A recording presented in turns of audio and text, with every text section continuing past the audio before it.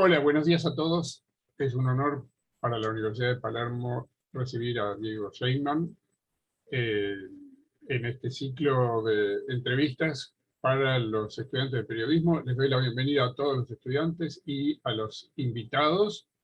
Y le doy la gran bienvenida a Diego, que ha tenido la amabilidad esta mañana de estar con nosotros para charlar. Hola, Diego. Pablo, querido, un ¿Cómo te honor va? la invitación y bueno, buen día para todos los que están ahí. Realmente grato para mí estar con ustedes hoy. Buenísimo, Diego. Gracias por aceptar la invitación. Voy a contarles, les voy a refrescar que Diego conduce solo una vuelta más por TN, es periodista y psicólogo, es el periodista y psicólogo de la Argentina prácticamente. Estudió psicología en la UBA, periodismo estudió en TEA, y se inició como guionista de humor en el programa El Show de la Noticia de Roberto Pettinato. Después trabajó en Duro de Domar y escribís en La Nación desde el año 2008. Desde 2008 escribió en La Nación. Su primera columna fue Terapia, arriba también se sufre, así se llamaba la columna. Después vinieron Realismo Trágico, muy buen nombre, Diego, y Políticos al Diván, creo que tu columna más famosa, me parece, ¿no? Políticos al Diván. Y entre 2016 y 2019 condujo, casi diría inventó, en La Nación el programa Terapia de Noticias, y después se produjo el pase del año, el pase de la década, te llevó TN. TN vio tu talento, tu singularidad, y te sacó de La Nación Más, que te perdió, y te fuiste a TN. Empezaste en TN con mucho éxito, con solo una vuelta más, y este año te llevaron a 2 horas, te duplicaron el tiempo de diario de solo una vuelta más, lo cual es claramente una señal de que el programa anda bárbaro. ¿Es así? Por supuesto, anda. Gracias, Pablo, por el recorrido. Bueno, siempre cuando te dicen un elogio, como uno se pone medio, no sabe qué responder. Sí, estamos contentos, creo que el programa está razonablemente bien funcionando. Es un desafío las 2 horas porque tiene que ser atractivo periodísticamente y tiene que ser atractivo televisivamente. Y acá viene como una primera cuestión que hablábamos antes, como que periodismo y televisión, los dos se juegan, que parecen deportes que fueran el mismo, y son dos deportes diferentes, con muchos puntos de contacto, pero no todo lo que funciona, por ejemplo, en gráfica o en radio, funciona en tele y viceversa, digamos. Uno tiene que tener impacto, tenés que tener seriedad y también tenés que atrapar. Y bueno, eso es un equilibrio, es como ahora se dice habitualmente, las dos agendas que tensionan entre sí. Es decir, que sea relevante periodísticamente y que sea interesante televisivamente. Bueno, es un desafío, ahí vamos. Bueno, ahora enseguida, en un ratito volvemos a la televisión. Vamos a arrancar con vos primero. Bueno, Eh, Vamos a empezar por tu nacimiento, como corresponde cronológicamente. Ocurrido hace 50 años, ¿no? contado así me estás deprimiendo la mañana, Pablo Mendelevich. Fue hace 50 años, es una manera muy desdichada de empezar una conversación. Así ¿Qué que es? naciste ¿Qué hace son 50, 50 años en la historia de la humanidad, Diego? 50 años. No, Sí, no es nada. en No, no. en el 72. En el 72. Bueno, ¿y a qué colegio fuiste? ¿En qué barrio te criaste? Yo me crié en escuela pública. Digamos, primero fui a un jardín que se llamaba Arcoíris, que era, yo después me enteré, como progre intelectual en aquella época. Yo no sé si mis viejos sabían dónde me mandaban y por qué, porque, digamos, 30 años, 40 años después les pregunté y no tenían mucha idea de eso. Pero después fui al Colegio del Estado, la escuela número 22 en San Cristóbal. Después fui al Buenos Aires, al Nacional, los 6 años, porque había Ajá. sexto año de... Yo iba a ser médico. Mis viejos son médicos, ¿entendés? Entonces yo iba a ser psicoanalista o psiquiatra? psiquiatra, mi viejo. Ah, psiquiatra. Entonces, nada, yo tuve mucho... Periodistas en la familia no tenés. Ninguno, nadie entró a un estudio de radio, no tienen ni idea de lo que es como un planeta lejano, y para mí también era una cosa como muy, muy lejana. Yo tuve, doctor, problemas vocacionales fuertes. Pasaban los años y yo esperaba que me brotara, como los bigotitos grises de la adolescencia, que me brotara una vocación fuerte, y eso no ocurría. Y pasaba el tiempo y era bastante angustiante. Bueno, en esa época, miren ustedes, había talleres del Borda, del Hospital Borda, de orientación vocacional. Entonces yo fui y se trabajaba con la guía del estudiante, que el soporte, no sé si se están riendo, alguno de lo que estoy contando es una cosa antigua, capaz sigue existiendo en formato digital, era un catálogo de carreras, y vos elegías medio que por descarte. Entonces la psicóloga ibas pasando y entonces hacías 10 carreras y te iba mostrando. Y a ver si ahí había un punto de contacto con vos o te pasaba algo.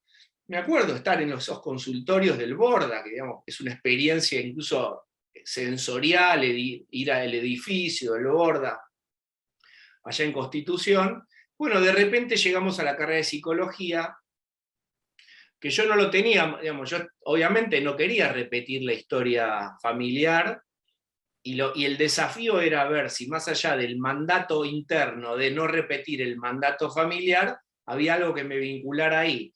Y lo que pasó fue en realidad medio inverso, ella, la terapeuta, me planteó, me mostró la carrera, y yo no pude terminar de descartarla. Es decir, me gustó más de lo que hubiera estado dispuesto a aceptar en ese momento. Yo no quería que me gustara mucho, porque quería hacer mi pequeña revolución.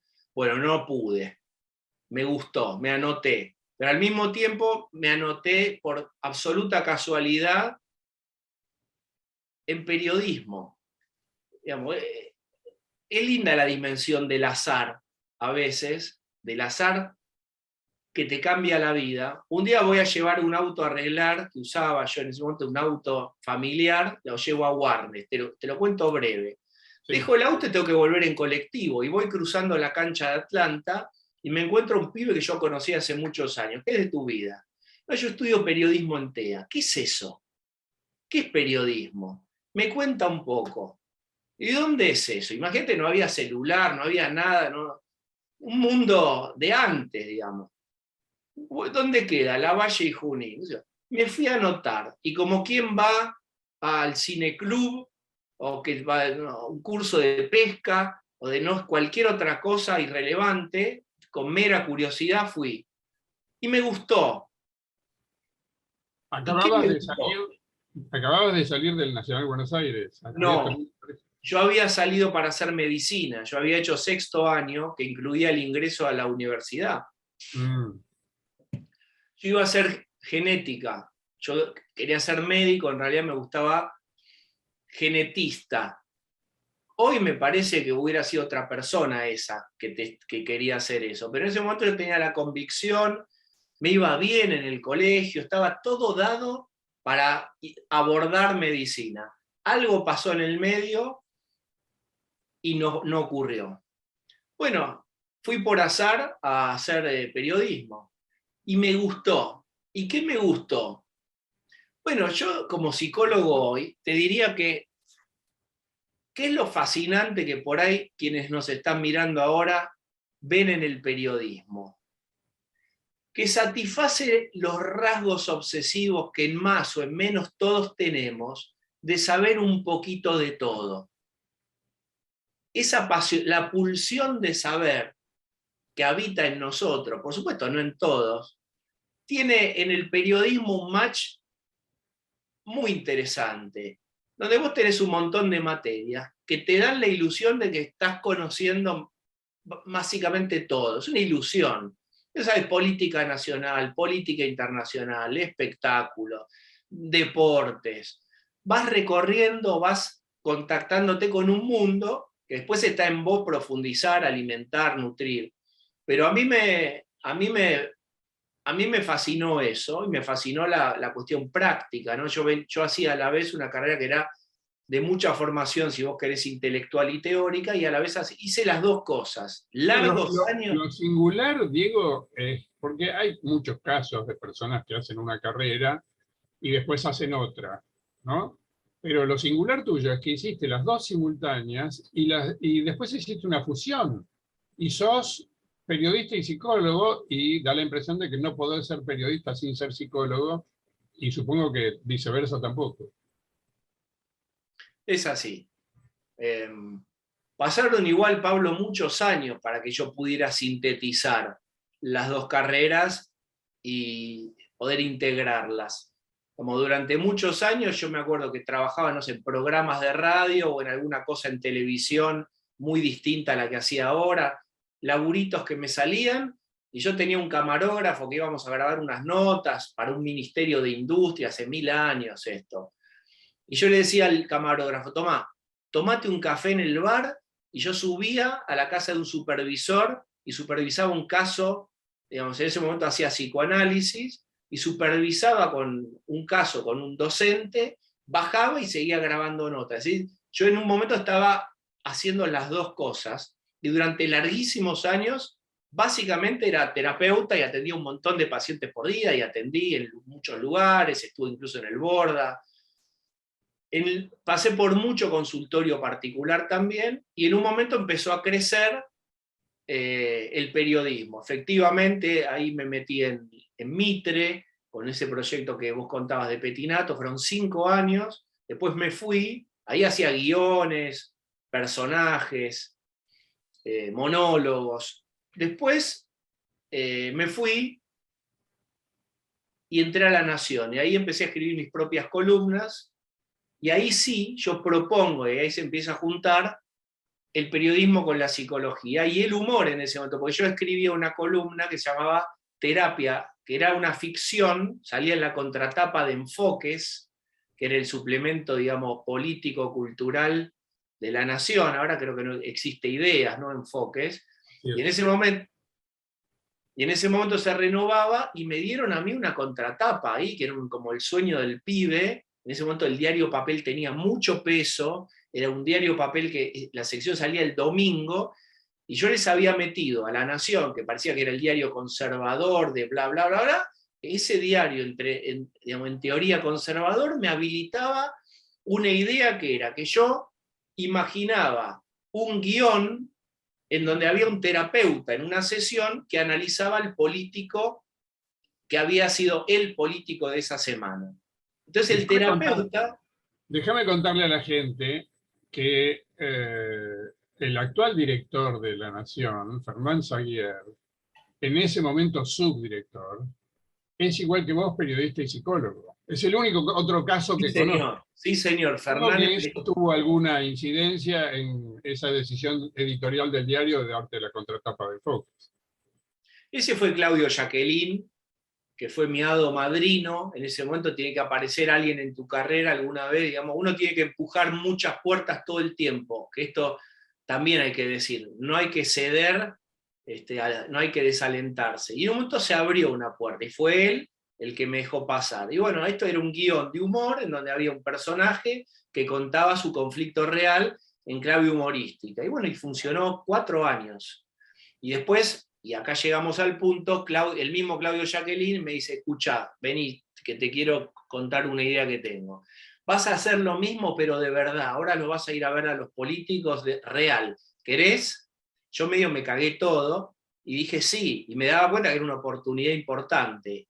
Bueno, iba yo y me entrevistaba con los políticos, por supuesto, no era una sesión real, pero había elementos que yo usaba de mi escucha, de mi entrenamiento, de mi escucha como psicólogo, y la sección funcionó. Y bueno, eso fue realmente la síntesis. Costó muchos años, no fue fácil. Bueno, ahí la primera pregunta que uno se hace cuando te ve hacer eso con tanta idoneidad es cómo manejas los límites. ¿Cuáles son los límites en una entrevista periodística del uso de recursos tuyos como profesional de la psicología? No me metería en temas personales ni temas sensibles si sé que son puntos de vulnerabilidad de la persona que tengo enfrente. Uso elementos de la escucha o de la psicoterapia para indagar, para repreguntar, para profundizar en cuál es la idea medular, la idea que está en el fondo, que genera que tal político, por ejemplo, o lo que sea es un sindicalista, un empresario, produzca tal o cual acción. Digamos, no se desnuda a alguien porque sí. Mi objetivo no es desnudar. Mi objetivo no es vulnerabilizar ni desvestir. Es tratar de escuchar y de guiar y de indagar sobre una línea lógica o de un razonamiento. Ahora en la tele son 20 minutos que tengo, 15 en los mano a mano, no me meto tanto por ahí, salvo algunas repreguntas que hago para indagar o algo de una historia de vida que pueda haber. Pero también me pasó, cuando hacían gráfica Políticos al Diván, de llegar a lugares en donde tenías la tentación de entrar a algo más personal, y está en vos tener el criterio, digamos, profesional y ético de saber que eso ya realmente no es público. Eso ya no es público, eso es del ámbito privado. Contame un caso en el que te hayas equivocado o que te hayan parado el carro.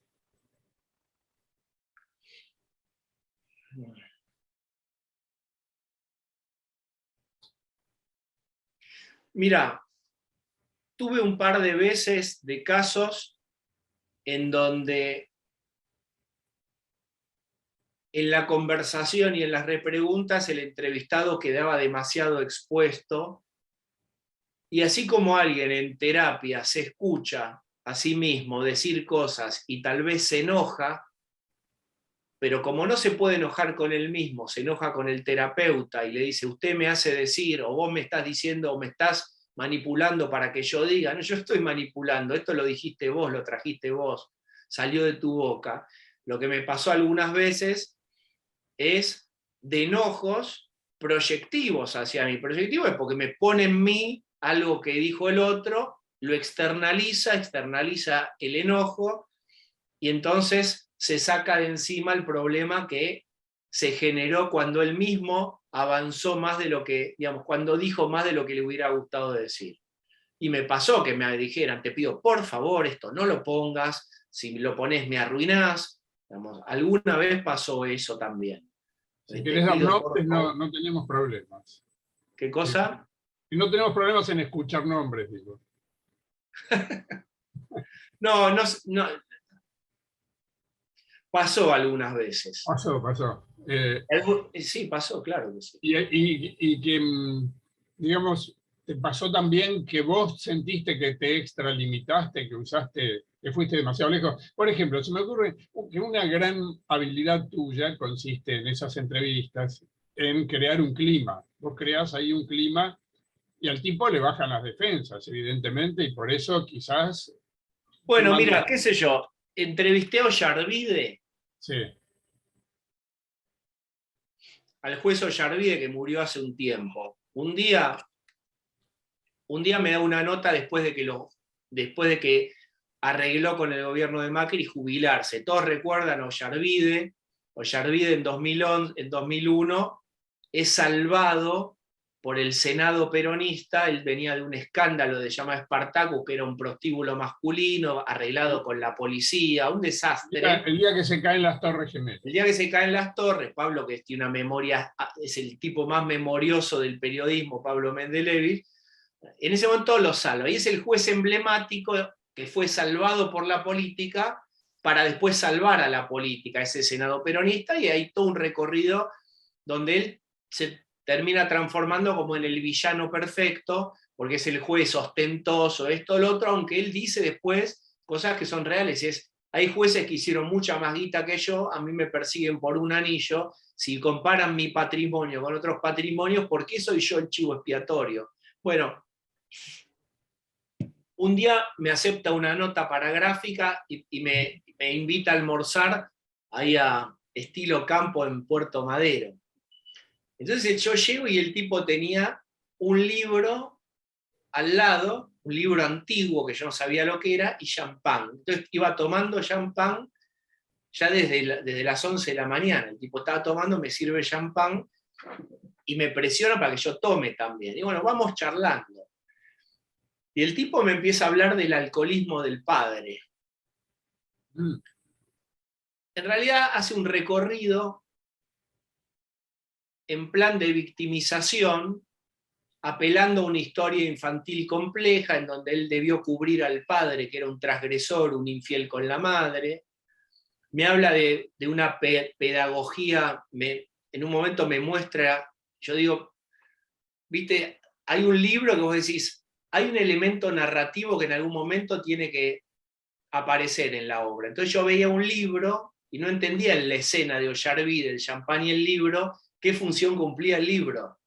Y en un momento, como si fuera un cuento, el libro cobra vida. Y él agarra el libro y se pone los anteojos y me muestra una página que él tiene señalada en donde me habla de la pedagogía, me cita un autor, un pedagogo que habla de una pedagogía tortuosa y me muestra el ejemplo, me muestra la descripción que hace este autor sobre cómo sufren consecuencias los niños que son sometidos a padres muy severos y muy autoritarios.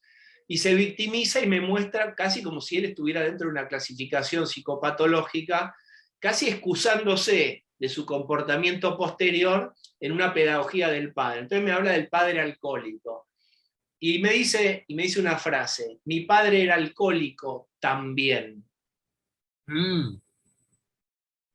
Lo cual lo mostraba admitiendo su alcoholismo. Era la primera vez que iba a confesar en público un juez emblemático que era alcohólico, que era grave. Él jugaba con el alcohol en el sentido que yo le doy champán a mis caniches, a mis perritos. En ese momento yo tomé la decisión personal de sacar de la nota la palabra también.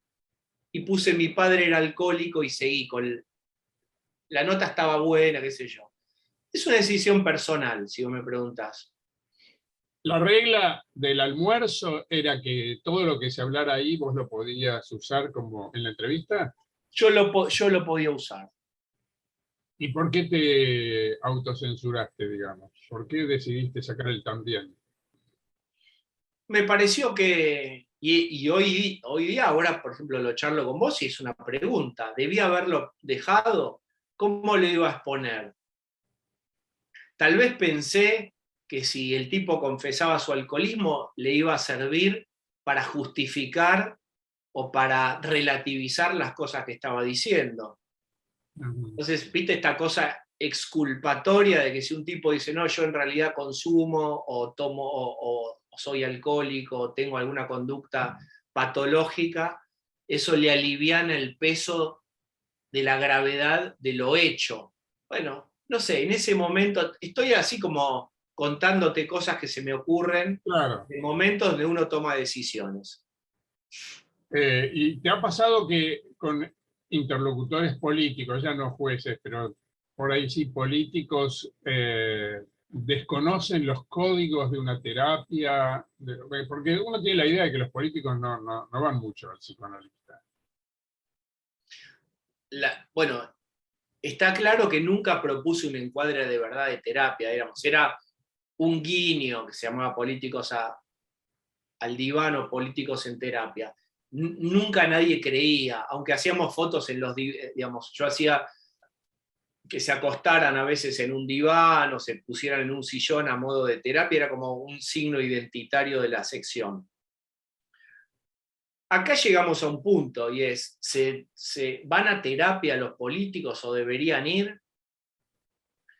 Mirá, en general, para ser político en gran escala, quiero decir, no para puestos chiquititos, con aspiraciones más serias, tenés que tener algunos rasgos mínimos de narcisismo y tenés que tener unos rasgos mínimos y de mínimos para arriba de psicopatía.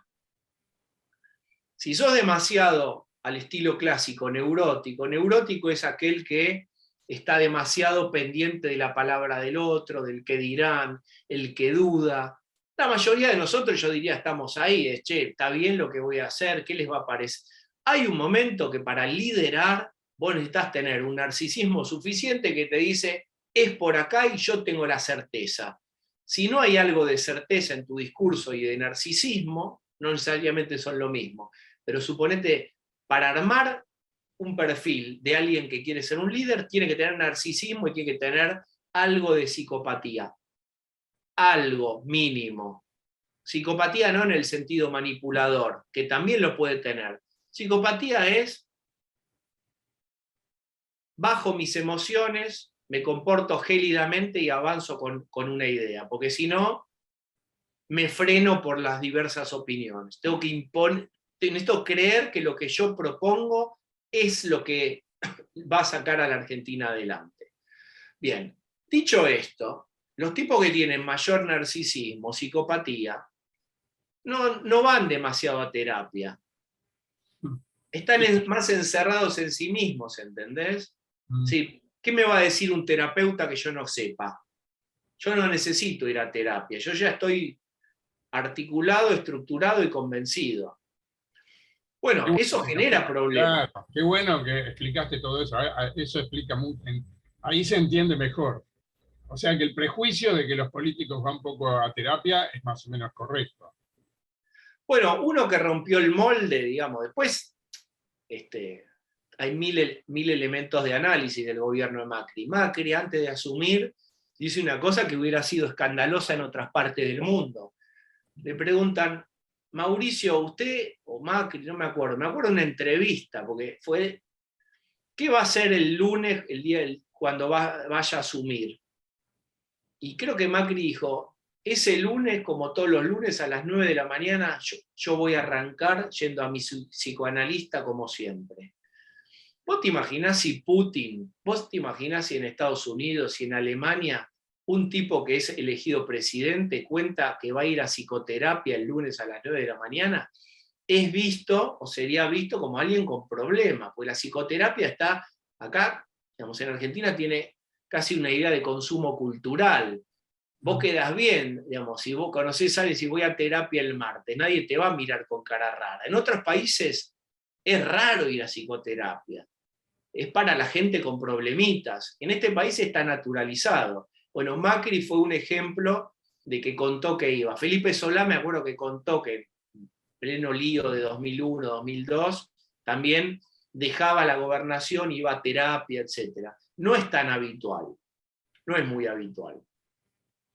Antes de volver a la televisión y a todo eso, y después a las preguntas, que ya hay muchas preguntas que te quieren hacer, quiero volver a vos. Primera cosa es si te psicoanalizás ahora. Ahora, en este momento, right now, no. Ah, sí, perdóname, sí. Hago mantenimiento una vez cada 3 semanas, una vez por mes. Lo que no hago es una terapia regular, semanal, fija. Yo, además, no sé si viene al caso, digamos, a mí me parece que no está bueno las terapias crónicas, a mí no me gustan, no me parece que tengan demasiado sentido. Las terapias de 5, 7, 10 años, la gente que va 15 años a terapia, a mí me parece, pero esto es personal y me va a ganar alguna enemistad, que hay un momento en donde el paciente ya no sorprende al terapeuta con lo que le va a contar y el terapeuta no sorprende al paciente con las reflexiones a las que lo va a invitar. Parece que hay un momento en donde se ameseta la terapia. Parece que tiene que funcionar muy fuerte los primeros tiempos y después aquel que puede a volar. Y eventualmente consultás a otro que te mire, que te supervise con otra cabeza, con otro criterio de mirada. ¿Estás ejerciendo como psicólogo? Sí, mucho menos, un día a la semana, pero estoy ejerciendo.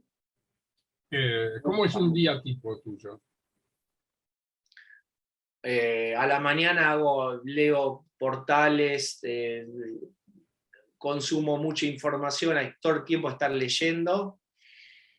Si puedo, hago algo de entrenamiento personal, físico, gimnasia, voy a correr. Eso es vital porque, digamos, también tenés que estar, tiene un esfuerzo físico la tele también, esas 2 horas. ¿Cuánto tiempo corres por semana? No, no sé, hago 4 veces por semana de correr media hora, más si hago un poco de fierros también muy livianito de mantenimiento.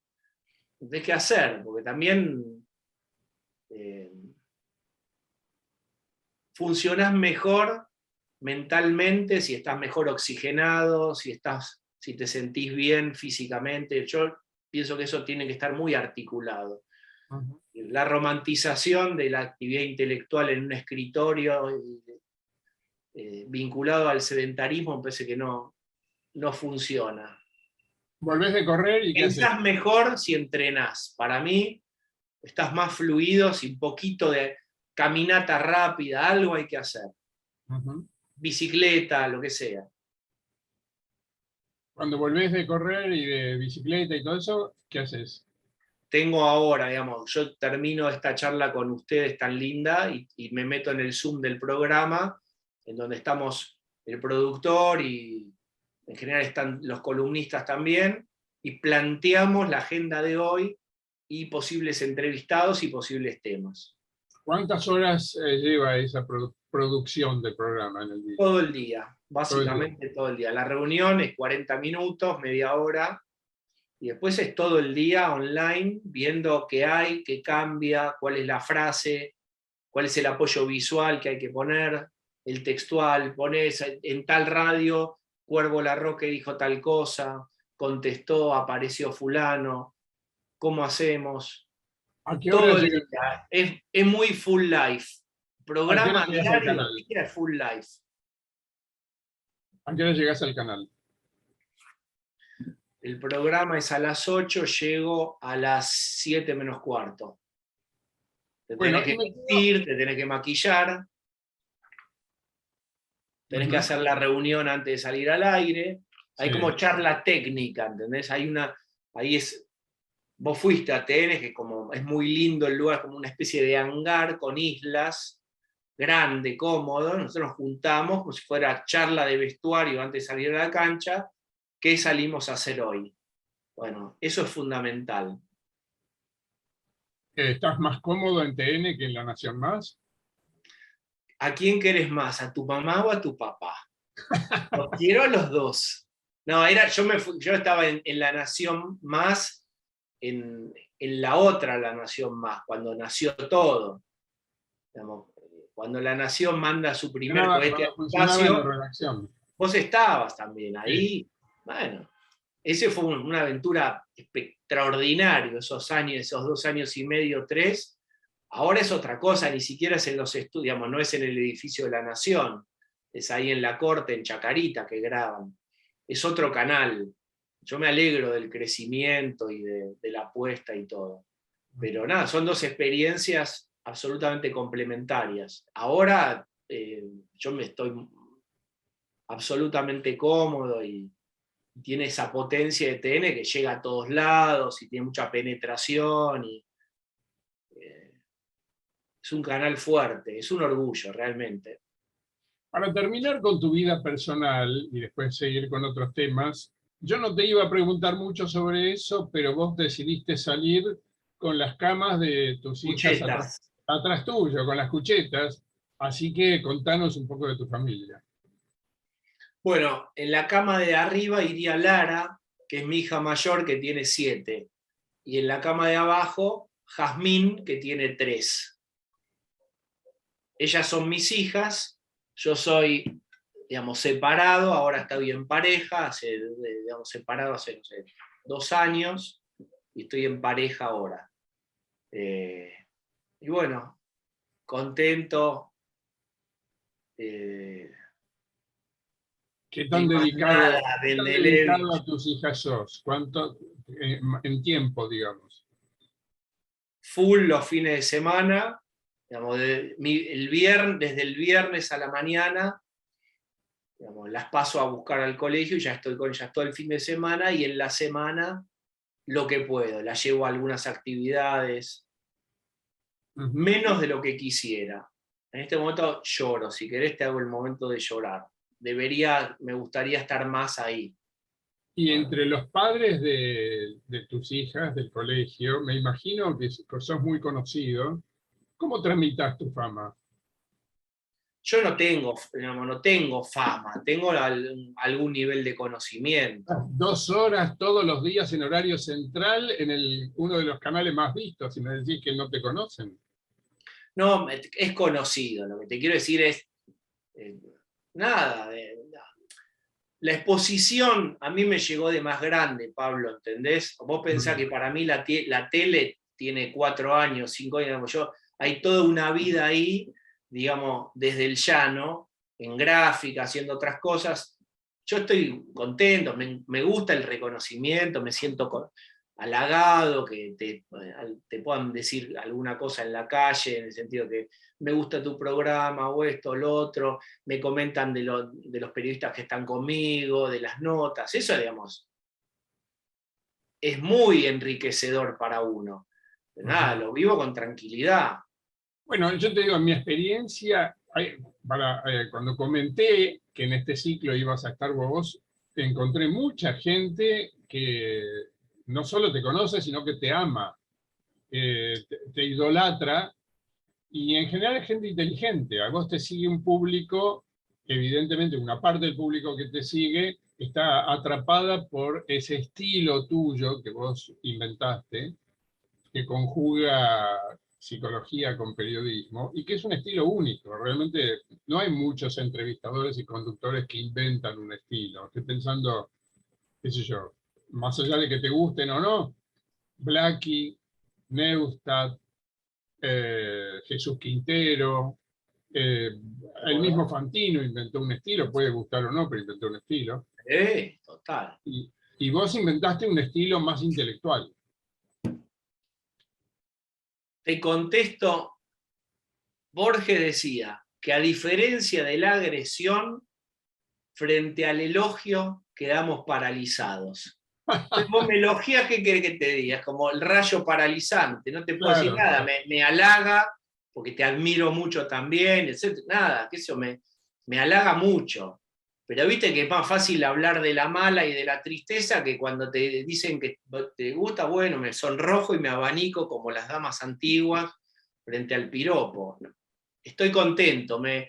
¿Sabés qué? Si vos me preguntás ahora, es cómo llevas algo que pueda interesar y que además sea masivo. Porque TN es un canal de masividad, no es PIE, política y economía. Tienes que generar algo que no pierda profundidad y que pueda atrapar. Bueno, yo estoy seguro que no lo logramos todo el tiempo, pero que si vos me decís, en la semana haya 3, 4 momentos más o menos lindos del programa, digamos, yo me siento muy, muy honrado si eso pasa. Ahora sí, voy a pasar a las preguntas de todos. La última mía en esta etapa es la siguiente. Eh, se refiere a las categorías psicológicas en el debate público, ¿no? No sé si el odio es una categoría psicológica, no lo es, pero involucra comportamientos y no es un debate sobre política lo que hay en la Argentina, es un debate sobre los comportamientos, ¿no? Porque, te lo digo porque hace 5 minutos Mansur, jefe de gabinete, acaba de decir: nosotros no odiamos a nadie. Esto es una respuesta del gobierno de Alberto Fernández al kirchnerismo y a las declaraciones de Cuervo Lavarroque de ayer contra el presidente. Entonces, parece que el debate político pasa por ahí, por odiar, por no odiar. Se suponía que la grieta era odio, y lo que está diciendo el jefe de gabinete es que los que odian, o a los que se está refiriendo es a los kirchneristas, a sus socios. ¿Cómo ves esto con tus ojos lúcidos, con tu mirada lúcida? Hay una serie de opuestos complementarios que está ya medio gastado, porque que es ellos son el odio, nosotros somos el amor. Hubo un momento en donde durante mucho tiempo el truco funcionó. Vos lo sabés bien. Esto lo revitaliza el kirchnerismo de 2008, donde divide la escena como un partido de truco y la divide así con la viroma y dice NE, nosotros, ellos. El campo popular y el campo a secas. El campo popular, la Argentina real, el pueblo y los que no quieren al pueblo. En esa dicotomía después se fueron agregando elementos. Nosotros somos el amor, ellos son el odio. A mí me parece que esa descripción que tiene como objetivo invalidar o desarticular a un adversario político o a alguien de otro espacio, es un cuchillo que ya no corta, ya no interpela, digamos, si uso el verbo interpelar como le gusta al kirchnerismo, ya es un elemento que no interpela demasiado. Pero sí lo que estamos viendo es este tramo final de esta interna, ya es una interna explícita entre el kirchnerismo y Alberto Fernández, de un final completamente abierto, vergonzoso, en donde hay un operativo despegue explícito de parte del kirchnerismo, que pretende mostrar que no son parte de un gobierno en donde manejan, medido este dato que te voy a dar, más del 70% de los presupuestos y las cajas. María O'Donnell le hace una entrevista al Cuervo Larroque y en el final, que es revelador, María O'Donnell lo pincha y dice, pero ustedes nadie deja el cargo. Y el Cuervo Larroque en caliente, y esta es la maravilla de acelerar una entrevista y darle emocionalidad, porque bajan las defensas del entrevistado, y el Cuervo Larroque dice, más o menos hace así, como con las manitos, y dice, ¿cómo nos vamos a ir si es nuestro el gobierno? Eso es nuestro. Y ahí llegás en una frase, como yo te decía, a lo medular. ¿Lo medular qué es? Las ideas de fondo. Y las ideas de fondo es, acá hay un señor que está ocupando un cargo que no le pertenece, que no hace lo que nosotros queremos, pero cuando nos invitan a irnos, nosotros no vamos a ir. Eso es nuestro. Alberto Fernández estuvo más vivo, porque después dijo, no es ni mío ni de nadie, es del pueblo. Dijo demagógicamente, pero más vivo. El Cuervo Larroque lo que dijo ahí, eso es nuestro, y yo te agrego el tema de las cajas. ¿Cómo va a ser, cómo se va a desarrollar esta interna? ¿O hasta dónde va a ir? No lo sé. El historiador de la sala sos vos, que nos puede contar de qué otro modo dirimió el peronismo sus diferencias en otros momentos. Ahora no hay violencia armada, pero hay una violencia simbólica y estamos todos en un palco. ¿Te acuerdas cuando el peronismo se peleaba por el palco? Ahora en el palco estamos todos nosotros viendo una interna en un país con índices sociales malísimos. Y el drama de hoy es ver kirchneristas no pudiendo hacer kirchnerismo. El Cuervo Larroque le reclama al gobierno de Alberto Fernández que no hace justicia social, que no hace distribución. El otro día fue maravilloso. El Cuervo Larroque, hay que escucharlo. El Cuervo Larroque armó 3 categorías. Dijo, hay 3 tipos de gobierno. Están los liberales, que es Macri, bla, bla, bla. Está el peronismo, kirchnerismo, que somos nosotros, que pues, nuestro eje es la justicia social, y hay un tercer tipo de gobierno que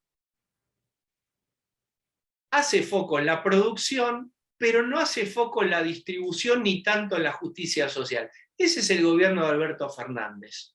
Alberto Fernández está descuidando la distribución y la justicia social. Fíjate que ya lo colocó en otra categoría, ya lo ajenizó. Pero vos decís, ¿pero cómo? ¿Feletti no es tuyo? Paula Español, en la Secretaría de Comercio Interior, ¿no era tuya? ¿Quién maneja ANSES? ¿Quién maneja PAMI? ¿Quién maneja YPF? ¿Quién maneja los organismos que controlan la energía? Es todo kirchnerismo eso. Entonces, están... Sumale a eso que hay una falacia en decir que hay que distribuir primero. Si no hay riqueza, no puedes distribuir la riqueza. Bueno, está bien, digamos, por eso, es decir, el foco en la distribución y menos foco en la producción. ¿De dónde va a salir eso que querés distribuir? Más impuestos, tenés que pasar por el Congreso. Más retenciones, te amenazaron con un tractorazo, ya el campo no quiere ser el pato de la boda. La renta inesperada no va a salir en el Congreso. El otro día Guzmán quiso reiterar frente a los empresarios, nadie va a pagar la renta, tenés que sacarlo por el Congreso. A lo sumo podés pedir un aporte, un impuesto patriótico, un aporte patriótico. Sí te lo dan. Es decir, no hay más para ir a rascar. Tenés valores extraordinarios de la cosecha, de los commodities. No hay mucho más recursos ahora en Argentina. Se viene un momento inédito para el kirchnerismo, que es, los pibes se hacen de Milei, no se hacen kirchneristas. Ya no hay en el estante el nestornauta. En el estante del adolescente no está el nestornauta. Cambió de época la Argentina. Ayer escuchaba a Fornoni que decía, ¿qué siente un adolescente hoy cuando escucha que el escenario posible es Cristina versus Macri? Y que Chiche Duhalde sueña en volver a ser senadora. Dice, che, me están estafando, este es mi turno. No me vengan con lo de hace 20 años de Chiche Duhalde, o le de hace 5 años, 4 años, 10 años de Cristina. Hay un tiempo nuevo. Sí, hay toda una franja etaria. Pensá que la mitad de la Argentina tiene menos de 30 años. La mitad de la Argentina tiene menos de 30 años. Vos pensá en la composición del voto. ¿Le está hablando el kirchnerismo a esa franja? Entonces se encuentra con algo inédito, que es que ya los pibes no son kirchneristas. No hay para distribuir. Tampoco hay demasiadas banderas o activos simbólicos para esgrimir. Bueno, es un momento incómodo. Es un momento de restricción y no de ampliación. Entonces, ¿viste? Es esto, anunciar los días de maternidad y paternidad, las licencias, ampliar licencias, ¿sí? No hay mucho más para estirar, para dar. Es un momento muy incómodo para Cristina Kirchner, en donde en realidad lo que incomoda es el contexto de su realidad. No es Alberto Fernández, es la imposibilidad del contexto. Te voy a empezar a leer, hay muchas preguntas, yo las leo y después vemos qué hacemos con cada una. Algunas son para contestar, otras no, algunas son solamente elogios a vos, en los cuales seguramente vas a enmudecer por lo que me contaste. Loli dice, Diego, me gusta mucho tu programa, me pareces un excelente periodista. Como psicólogo, ¿cómo observás las conductas del presidente de la Nación y de la vicepresidenta? ¿Crees que el gobierno está fragmentado? Porque, bueno, es un poco lo que acabas de decir, ¿no? Alan Kaplan dice, tenés un gran recorrido como periodista, felicitaciones. Aquí hay alguien que se identifica como iPhone, dice, complejo tema la vocación, tu opinión sobre cómo se trata hoy, ¿merece algún comentario? Sí, breve. Hay que laburar un montón ahí.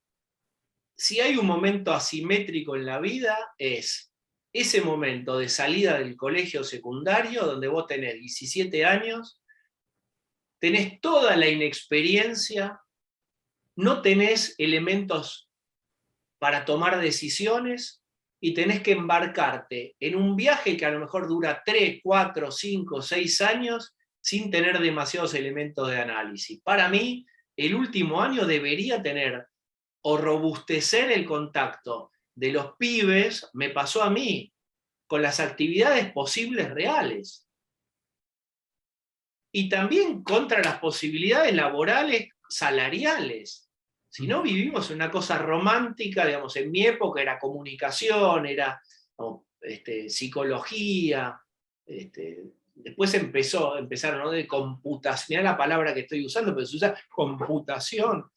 Bueno, modas. pero no estaban acompañados de elementos reales. Para mí hay que fortalecer eso. Fabiana dice, Diego, te admiro mucho, sos único. Comparto esa opinión. Vero dice, el arte de saber preguntar. Loli dice, me encanta el humor de Tarico, me río mucho.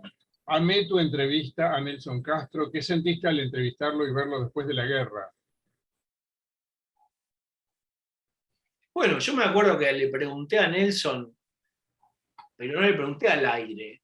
Le pregunté, como yo tengo hijas chicas y qué sé yo, digamos, porque uno todo el tiempo dice, ¿qué, si me mandan a mí o si yo tengo que ir? Voy, y yo iría, pero también pienso en mis hijas, viste, en esta ecuación de papá, pará, digamos, ya estás en la profesión, sé generoso con tus hijas, digamos, cuidalas a ellas. Entonces me identifiqué y le pregunté, che, Nelson, esto se lo pregunté bajando escaleras del canal, no al aire. ¿Tenés miedo de ir? Y me miró como diciendo, ¿what? Nada, me dijo, no, para nada, querido, para nada. No. Me parece admirable el coraje de Nelson, porque decís, anda a Chernobyl, voy. Anda a la guerra de Ucrania, voy. Más, no sabe, ahora quizás vuelve a Ucrania, Nelson. Bueno, hay que ir, digamos, tiene una cosa física de estar sin dormir, comer a lo mejor mal, digamos, las condiciones de vida no son buenas. Bueno, Nelson no tiene 20 años. Bueno, y va a ir. Ya fue y quizás vuelva.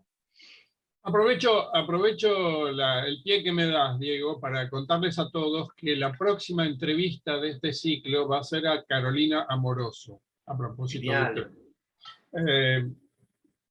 Quería decirles que iPhone es María José Ferreira. Saludos, María José. Después acá dice Alan, dice, ¿cómo fue tu experiencia de escribir en columnas para diarios? ¿En columnas para diarios? Sí. Una maravilla. No, pará. Escribir notas de opinión es lo más estresante que vas a tener en tu vida. Pero lo fundamental. Mirá, escribir una nota de opinión con información, no con estirada, con chamullo, es un ejercicio de estrés, de sufrimiento, donde te tenés que sentar a parir alguna idea nueva, algún concepto, algo de análisis que tengas para aportar a todo el discurso público. Si no, no vas a agregar nada. Para poder hacer eso, sabés que vas a tener que sufrir. Pues te vas a sentar, empezás a garabatear hasta que aparece una primera idea, tenés que nutrirte de información, tenés que hacer fuentes, tenés que permitirte saber que a lo mejor una idea que tenías desarrollada, hablas con una fuente y te la desestima, y vos te enamoraste de tu idea y decís, che, tengo que soltar esta idea, no, pero me parece, soltala, no va, ya te dijeron que no va. Es un momento de sufrimiento. Ahora, cuando queda parada, cuando queda armada la columna, con eso tenés tu, digamos, es tu insumo personal. Vos vas armando columnas que van conformando tu bagaje, tu punto de vista. Y de ahí te vas nutriendo. ¿sí? Pero es lo más sufriente. Es una experiencia buenísima. Pero es la más difícil de todas. Dice Vero, excelente, eso habla de un gran profesional, esto creo que Vero lo escribió cuando vos estabas hablando de los límites como psicólogo. Dice, no meterse en temas fuera del contexto analítico, te elogia eso. Federico Weiss dice, comprendo tus límites y recuerdo en La Nación Más cuando tuviste a Veraldi, abogado de Cristina Kirchner. Una pequeña observación, si no pasas esos límites no generas polémica. La polémica genera rating. Hay colegas tuyos que optan por lo opuesto o vos y claramente, a vos y claramente no son del todo éticos. Aplaudo tu integridad profesional, dice Federico. Después, acá tengo Juani Changazo, dice, ¿sentís que en las entrevistas mano a mano se despliegan los mecanismos de la transferencia, por más que sea fuera del ámbito clínico? La transferencia entendida en la mirada teórica, no. La transferencia, recordemos, desde el punto de vista del psicoanálisis, yo hice mucho psicoanálisis, muchos años, me supervisé y formé con gente importante, pero después me reformulé haciendo terapia sistémica y cognitiva, con la cual trabajo hace muchos años. Pero para el psicoanálisis la transferencia era la recreación de algún vínculo que podía evocar al padre o una figura significativa en la figura del analista. También significa la transferencia que hay un vínculo, si vos querés, de confianza, pero más a nivel inconsciente. Yo en ese sentido no creo que nada de las entrevistas periodísticas tengan que ver con esa transferencia. Lo que sí puede haber es empatía, lo que sí puede haber es identificación, no transferencia desde el punto de vista de la definición formal. Alfonsín también se psicoanalizaba, dice Ricky Gretzer. Esto es a propósito de que vos contaste que Macri se psicoanaliza. Mirá qué buen dato, no sabía eso. Yo creo recordar que Jacobo Timerman, Jacobo me dijo una vez, muy al comienzo de Alfonsín, me dijo muy impresionado que Alfonsín nunca había ido al psicoanalista y le parecía una aberración eso. Lo mandó él al psicoanalista, Jacobo. Y Alfonsín fue. No creo que haya ido a una hermoso terapia dato. semanal. Hermoso dato. Sí, no creo que haya sido una terapia semanal la de Alfonsín, pero creo que sí, ahora me acordé por qué fue. Acá hay otra pregunta que es, ¿cuáles son los diarios que más consumís?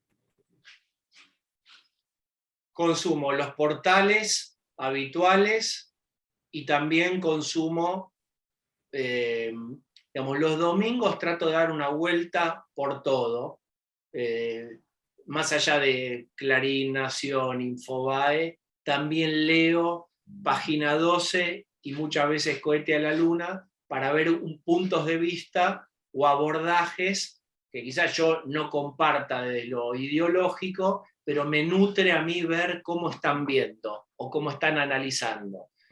Eso es sumamente necesario, pues si no empezás con la visión de túnel y empezás a nutrirte de las lógicas que son las que son parecidas a la tuya. Eso no hay que hacer. Pregunta, acá hay muchos estudiantes que te están siguiendo desde distintos lugares y también hay invitados que te están siguiendo de distintos lugares, como Mireya Rad, que está en París. Y pregunta, ¿con qué personaje político te sentiste más cómodo con el tipo de entrevista terapia? ¿Y más incómodo? Las que yo más disfrutaba por el desparpajo, etcétera, era con grandes sindicalistas. Ahí me encantaba hacerlas. Esas las hacía para Gráfica, para Políticos al Diván. Luis Barrionuevo, recuerdo una entrevista, saben, el secretario general de Gastronómicos Histórico,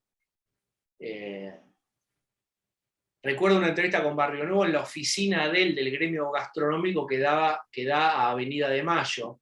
Y él tiene un despacho grande, muy noventoso, que también es un signo de época, yo no sé ahora, pero hace un par de años. Y entonces se iba poniendo hablador Alfonsín. Y termina, Alfonsín, mirá, Barrionuevo, y termina diciendo, no, yo soy mucho más importante.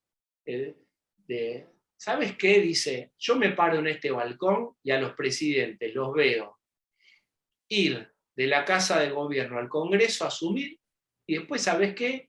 Los veo irse, o tal vez irse en helicóptero. Y ellos pasan y se van, y yo sigo acá. Y empezó a contar que el pacto de Olivos había sido de él y de Nosiglia, es decir, esos tipos que se empiezan a ir de boca son los más interesantes. Hubo es el autor de la frase, hay que dejar de robar por 2 años. Exactamente. Hubo una que a mí me gusta mucho, que es a Oscar Lescano, que murió hace unos años, que fue uno de los gordos. Era el secretario general de Luz y Fuerza, y muy cuestionado por las privatizaciones de Menem. Bueno, digamos, si yo tuviera que recomendar algo mío, cosa que es muy antipático de hacer, esa entrevista me gusta mucho. Esas son las con las cuales yo me sentía muy cómodo. Y después había otras que eran más incómodas, que era a la gente, no sé. Una vez fui a hacer a Aníbal Fernández cuando era jefe de gabinete de Cristina a la Casa Rosada.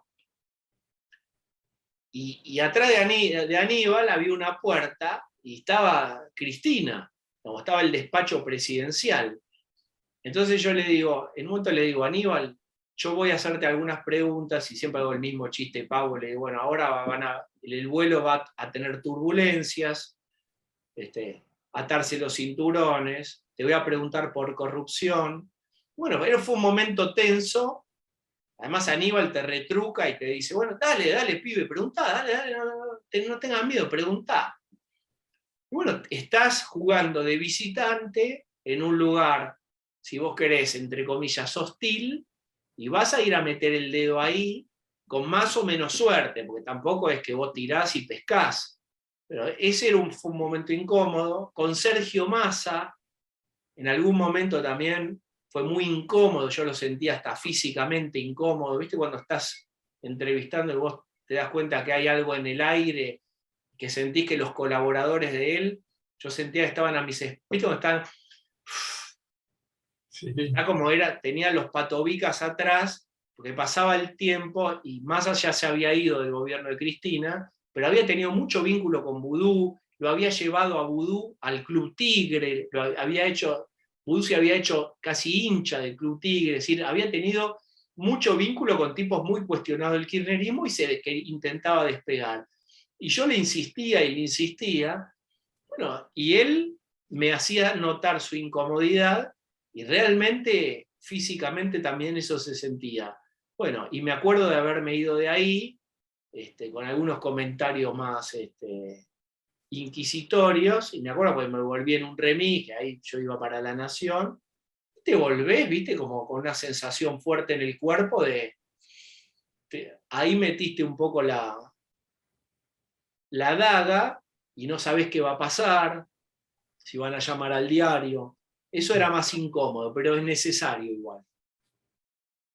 Acá voy a las últimas preguntas, Diego. Acá Juan Manuel, hay varios psicólogos también en el público, supongo que Juan Manuel es uno de ellos, porque dice que sí es una categoría psicológica. Creo que se refiere a mi pregunta sobre el odio. Dice, según Lacan, la canallada. Bueno, según Lacan.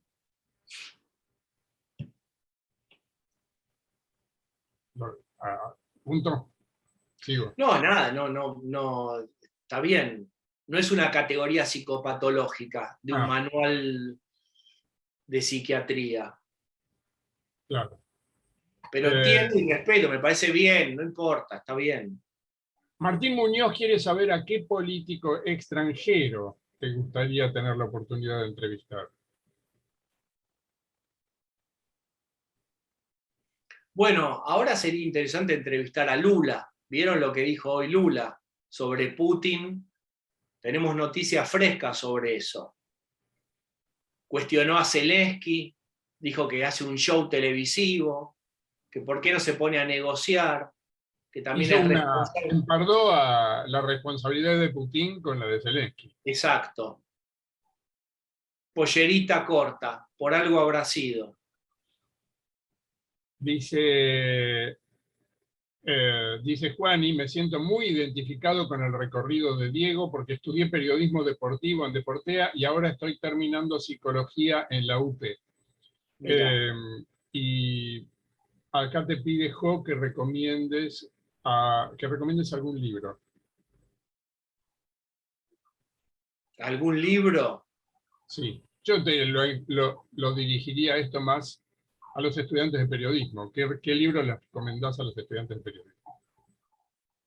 Yo les recomendaría que lean todo, ávidamente.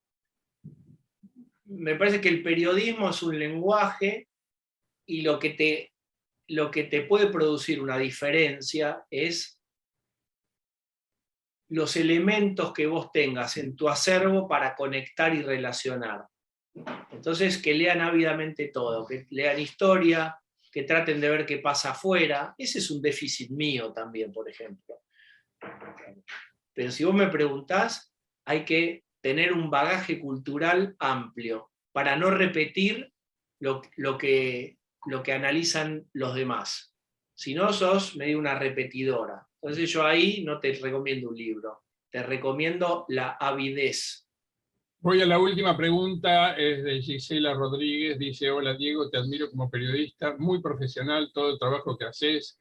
Mi pregunta es si hay alguna persona a la que tengas el deseo de entrevistar mano a mano, que no lo hayas podido hacer. Bueno, a mí me hubiera gustado entrevistar a Nelly Omar, que fue una cantante de tango muy importante, que vivió casi 100 años, y que yo ya ejercía el periodismo, pero yo hacía más política y me hubiera gustado la Gardel con pollera. Y fue antes que se invente el término, o que se revitalice, ya estaba inventado, pero que se revitalice la idea de feminismo, fue una vanguardista. Quería ser piloto de avión, era de un pueblito de Entre Ríos, y fue una gran cantante y fue muy revolucionaria, etc. Bueno, yo hubiera querido entrevistarla. Entonces me ocurre lo primero que te digo, ¿no? Por supuesto, también uno hubiera querido tener la oportunidad de entrevistar a Néstor Kirchner, a Cristina. Por supuesto que hubiera querido entrevistar. Bueno, a Néstor Kirchner no vas a poder, pero a Cristina siempre podés tener la esperanza. Sí, sí, qué sé yo. Debería ser. Déjame cerrar entonces con este juego, ya que justo nombraste a alguien que se había muerto y que no pudiste entrevistar. ¿A qué personaje, mi última pregunta y cerramos con esto, ¿a qué personaje de la historia de la humanidad te hubiera gustado entrevistar? Me podés decir Hitler, Bach, Colón, lo que quieras. Dame un momentito, Mendelevich, para no Sí, contestar. tomate media hora y... pero... no, por supuesto, pensá. Es muy vos eso, pensar. No, está muy bien la pregunta. Bueno, por ejemplo, me hubiera gustado entrevistar a mi abuelo, que no es nadie en la historia de la humanidad, pero lo perdí joven. Esto para emocionar al auditorio demagógicamente. ¿De dónde Sí, era te tu abuelo? escuchaste. ¿Eh? ¿De dónde era? No, era argentino, pero nada, no voy a compartir una historia llorosa al respecto. Pero, viste, cuando decís, bueno, me hubiera gustado charlar un poco más, la verdad. Claro. Te fuiste temprano. No, en la historia de la humanidad,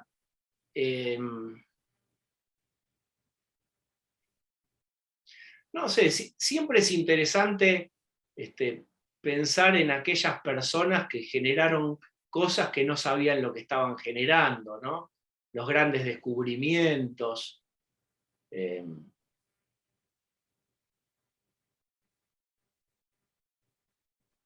Está cayendo el rating, en este momento veo el minuto a minuto, porque No, no se me no, ocurre porque el la nombre. gente, la gente valora que estés pensando. Esto en televisión no lo puedes hacer, nadie, No no te lo dan puedo permiso hacer. para pensar así. No lo puedo hacer. No lo puedo hacer.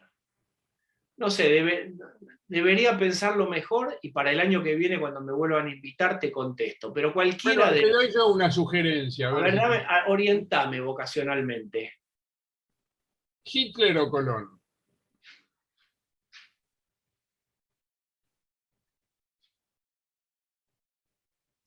Bueno, la diferencia es que Colón nunca supo exactamente a dónde había llegado, y Hitler sí sabía a dónde había llegado. Sería interesante entrevistar básicamente a Hitler, hubiera sido muy interesante. Diego, yo te agradezco muchísimo esta charla, ha sido maravillosa. Te seguiremos viendo todos los días en TN. ¿Sabés a quién hubieras entrevistado? El otro día leía, y con esto te cierro, a Guillotín. que fue el tipo que inventó la guillotina. Claro. Las cosas de la vida. El tipo era un médico, y con esto te cierro muy breve. En Francia se terminó de usar la guillotina en el año 77. Hasta el año 1977 se usó como medio de ejecución.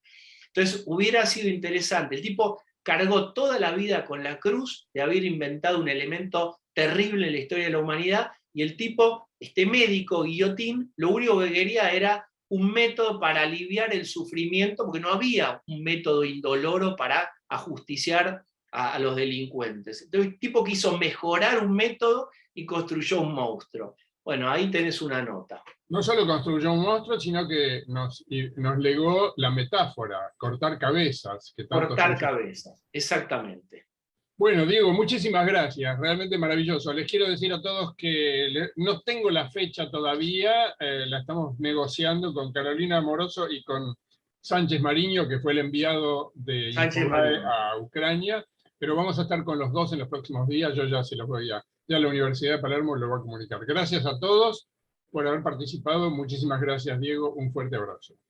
Gracias a todos los que tuvieron la delicadeza de escuchar y seguir esta charla. Gracias, Pablo, y a la Universidad de Palermo.